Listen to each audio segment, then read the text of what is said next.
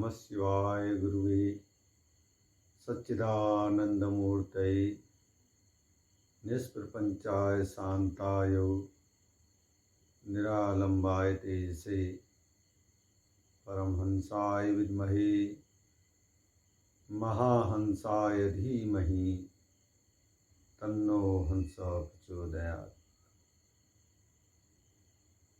आज अपने सद्गुरुदेव ब्रह्मानंदपुरी परमहंस जी महाराज चित्रशिला रानीबाग का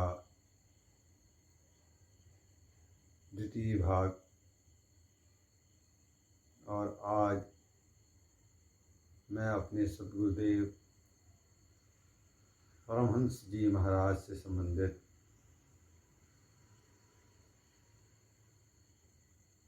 संस्मरण रखूँगा और मेरे द्वारा कहे हुए संस्मरणों में कोई अतिशयोक्ति भी नहीं है और ना मेरा कुछ इसमें भाव है। बस मात्र मेरे सद्गुरुदेव परमहंस जी महाराज से संबंधित जो भी अनुभव मुझे प्राप्त हुए हैं मैं वह सब आपके सामने रखना चाह रहा हूँ। वैसे तो जितनी भी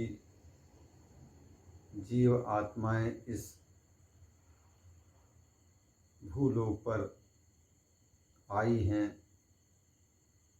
अपने दैव और पौरुष के अधीन होकर कुछ न कुछ लीलाएं करती हैं और हमारे जन्मों की अनेक अनेक यात्राओं के पश्चात देहादि का जब मान दूर होता है तो हमें मन रूपी आत्मा के द्वारा उस परम सत्य को जानने का सुअवसर प्राप्त होता है।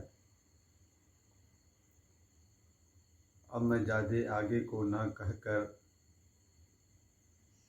यहाँ पर उस अनुभव को रखना चाह रहा हूँ जब मेरे सद्गुरुदेव परमहंस जी महाराज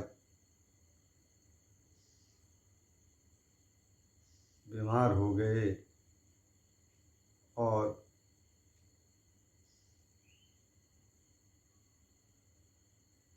नैनीताल रोड में सौरभ होटल के पास बॉम्बे हॉस्पिटल में परम पूज्य को एडमिट किया गया। जब उन्हें वहाँ अस्पताल में रखा गया तो वहाँ के डॉक्टर मिश्रा जी के द्वारा जिस कमरे में महाराज जी थे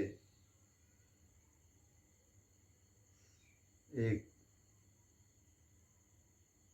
धार्मिक रूप दे दिया गया और सुंदरकांड का पाठ, ओम नमः शिवाय का जप उस अस्पताल के कमरे में हो रहा था। इसी बीच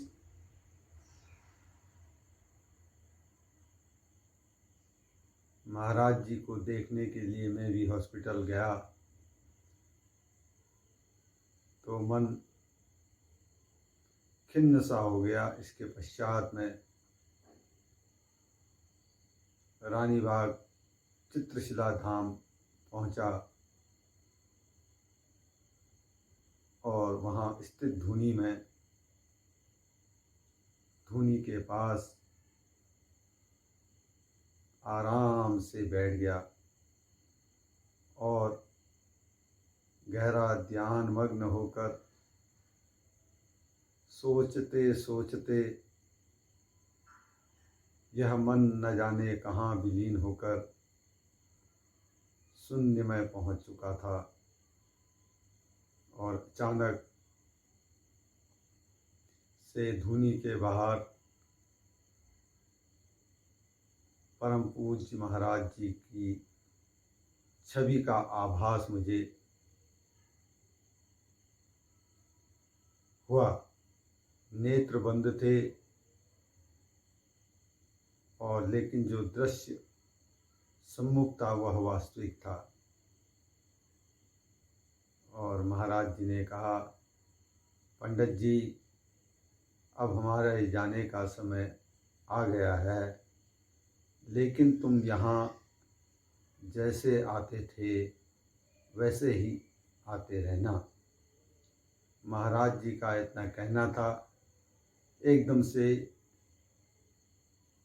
मेरी विश्रांति में खलल पहुंचा और मैं एक झटके के साथ आँख खोलकर इधर उधर देखने लगा तो धुनी के बाहर एक कुर्सी में संजीव जोशी जी बैठे थे।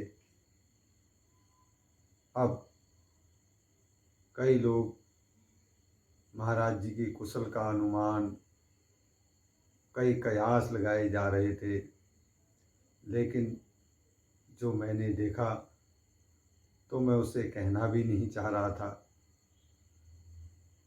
और कहना भी चाह रहा था।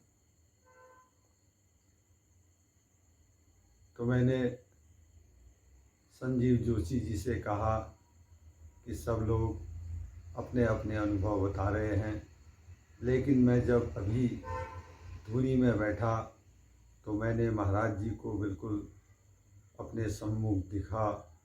हाथ में वही डंडा, वही गोल टोपी और भगवे वस्त्र धारण किए हुए परम पूज्य महाराज जी धुनी के बाहर खड़े हैं और मुझसे कह रहे हैं कि अब मेरे जाने का समय आ चुका है, तुम जैसे आते थे वैसे आते रहना। तो जोशी जी ने कहा, जैसी शिव जी की इच्छा होगी वैसा होगा। कुछ देर धुनी में ही बैठने के पश्चात मैं वहाँ से उठा और चित्रशिला धाम रानी बाग से वापस अपने घर की ओर आने लगा। इसी बीच मन में एक भाव आया कि फिर से अस्पताल में जाकर महाराज जी को देखता हुआ चलूं। अब जब मैं अस्पताल में पहुंचा तो वहाँ पर अब मेरे मन में जो एक उपापोह, एक अंदर से हलचल थी, क्योंकि अस्पताल में सब अपने अपने कयास लगा रहे थे। कोई कह रहे थे महाराज जी को रानी बाग ही ले चलो, कोई कुछ, जितने मुँह उतनी बातें। लेकिन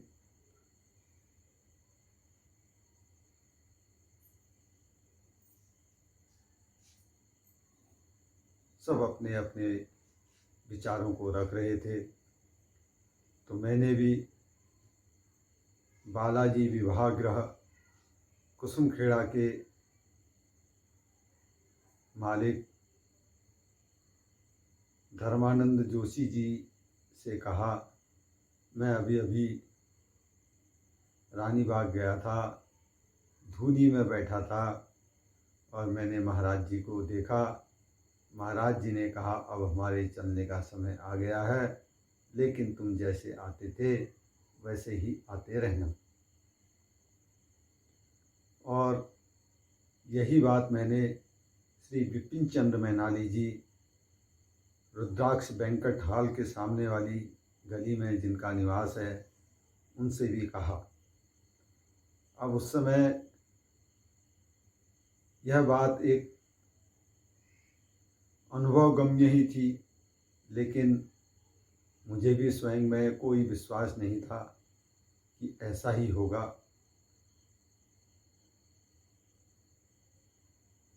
परम पूज्य के द्वारा मुझे जो अनुभव उस धुनी में दिया गया वह परम अलौकिक था और उसका स्वाद सिर्फ मैं ही जान सकता हूँ।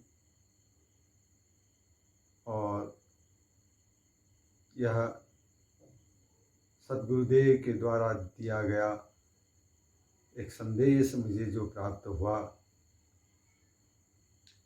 वह लगभग 5-6 दिनों के बाद सत्य हो ही गया। सद्गुरुदेव अपने धाम को चले गए और उनके जाने के पश्चात सबसे बड़ा यह रहा कि जिन वस्त्रों में मैंने महाराज जी को देखा था, उनकी अंतिम यात्रा को जब सभी नीचे गौला नदी को गए तो वही वस्त्र उतने मेरे हाथ में थे जिन वस्त्रों में मैंने महाराज जी को देखा।